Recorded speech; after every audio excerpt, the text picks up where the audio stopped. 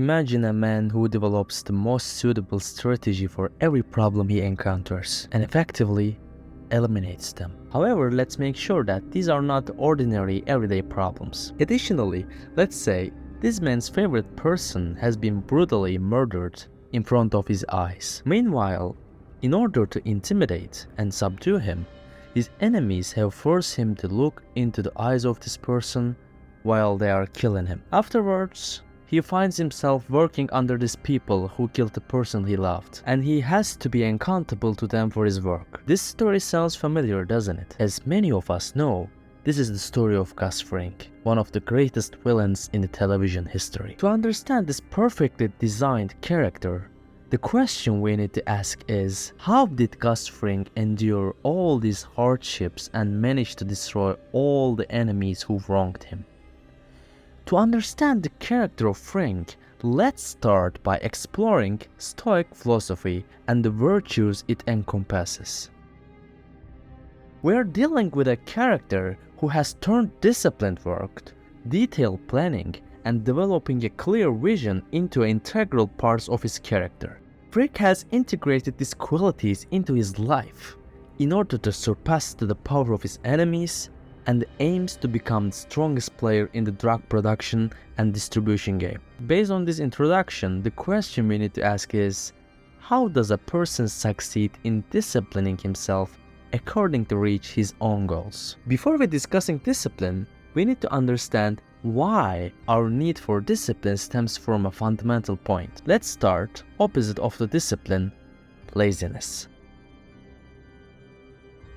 Laziness is a weakness inherent in human nature, and we can say that for most people, it is quite difficult to overcome laziness. Oftenly, we find ourselves engaged in an internal battle within our minds. We know what we need to do, but staying within our comfort zone and procrastination seems much more appealing to us. As we keep procrastinating, we disable our skills and start undermining our self-confidence and self-belief. As our self-confidence diminishes, we sink deeper into our comfort zone and delay our escape from laziness.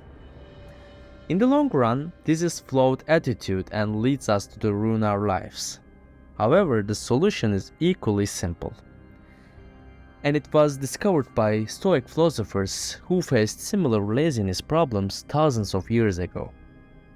Stoic thinkers believe that the virtues that eliminate laziness should be placed at the center of human life. If a person makes it a habit to complete the task they need to do, even on the days they don't feel like it, they begin to discipline their mind and body. Nevertheless, even in doing the task we want to successfully accomplish, we may not always feel motivated. Sometimes the task itself seems like a heavy burden, but if we choose to distance ourselves from our emotions and listen to the voice of reason, we achieve discipline by completing our duties. Looking at the Gus Fring from this perspective, we can see that he never gave up on the discipline he placed at the center of his life, except for one moment. And that moment is when he went to the nursing home to kill Hector Salamanca.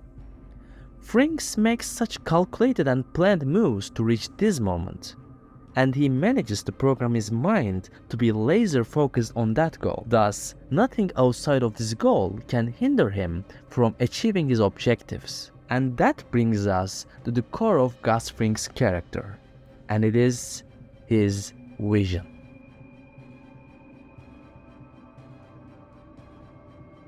In order to achieve a solid discipline, a person must have a different motivations beyond that just completing their daily tasks. Fring's concern is not as simply running his restaurant chains, taking orders, calculating budgets, and organizing employees. It is not. If that were the case, we wouldn't be met with one of the most meticulous, strategic, and powerful villain in the television history. The fundamental reason for Fring's strength as a villain lies in the deep-seated hatred and desire for revenge against his enemies. In Breaking Bad, Fring encounters Don Eladio, and we realize that he's a businessman who is in a weak position against the cartel members, and cartel chooses to use fear as a motivation to remind him of his weak position and keep him as a loyal employee. They kill his business partner Max right in front of him. And after that, Gus's primary motivation is no longer just making more money and expanding his business by working with the cartel. Fring has realized that this alone is not sufficient. As long as the cartel members are not eliminated one by one, they have the potential to harm him and everyone around him. From now on, he will not form any emotional attachments with anyone, and he will learn to act ruthlessly toward every enemy he encounters. His deep-seated hatred and desire for revenge allow him to create a future vision where the Salamanca family, Don Bolsa, and finally the ultimate boss Don Eladio are all dead. All that remains is to fulfill this vision. However, it will not be so easy as it sounds.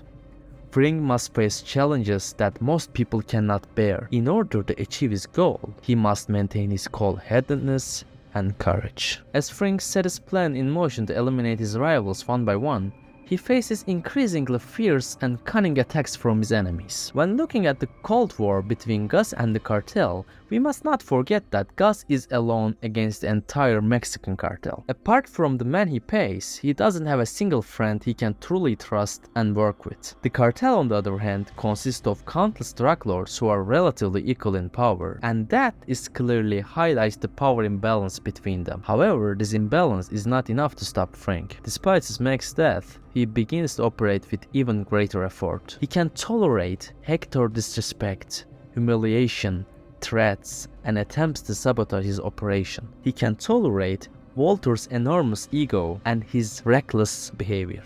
Do it. May I help you with your order? And he can also withstand Don Eladio's suspicious and menacing glances, as well as the pressures from Don Bolsa. Fring has strongly constructed the vision of killing all his enemies, and he believes that this vision will occur. And he is so certain that he will kill the cartel one by one, avenge Max, and become an unrivaled drug lord. And everything else becomes mere hurdles and obstacles to overcome. In situations where most people will tremble in fear, he manages to control his emotions and maintain calmness. However, despite this strong mental state, Fring will ultimately fail in his own story. This is because in reality, he built all his plans and cunning moves on the foundation of desire for revenge. And when he succumbs to this desire, he becomes unable to use Stoic virtues anymore.